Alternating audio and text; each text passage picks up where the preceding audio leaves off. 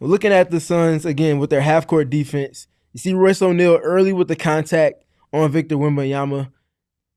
Ends up being a switch there with Grayson Allen. And now we're going to pay close attention to what's happening on the periphery as we see Wembanyama ultimately get into position for the play that the Spurs are running. So we get a slice screen being set here. So Champagne is going to be setting this little slice screen here for Wembanyama. And you want to pay close attention to what's now going to be happening between both Ryan Dunn and Grayson Allen, who just got switched on to Victor Wembanyama. So initially, you see where Ryan Dunn is, and you see what his body language is and the positioning and everything pertaining to him.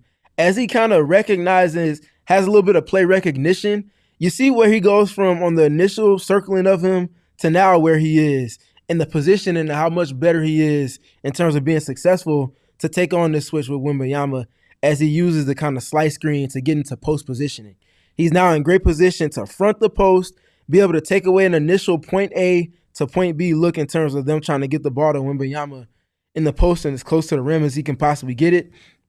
Ryan Dunn, a couple of spins, a couple pirouettes, doing a good job of, again, playing to that top side and being able to deny that initial passing angle for Devin Vassell as he kind of takes this vision and kind of looks into try to get to the post for Wembanyama. It's not a clean look. In addition to all of that, look at where the initial post-up positioning takes place with Victor Wembanyama right here to ultimately where a catch is going to have to be made at.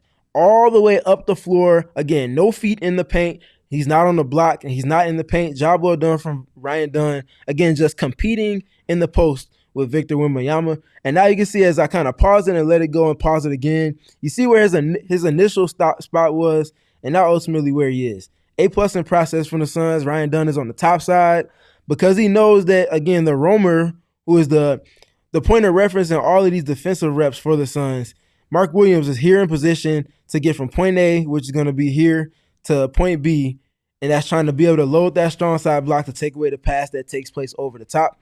But again, getting back to the Ryan Dunn of it all, he's in such great position for pushing that catch all the way up the floor, but also doing an even better job of contesting the catch.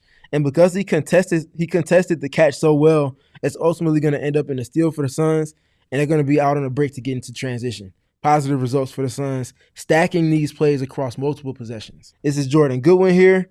You're going to see the Suns do a good job in process, just staying close and staying attached. The ball swings around to the second side. The Suns are in one of their reserve units here with Oso Ighodaro in the lineup here at the 5.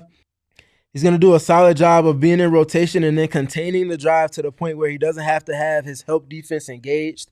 And because he does a great job with that in particular, we're going to pay close attention to right here.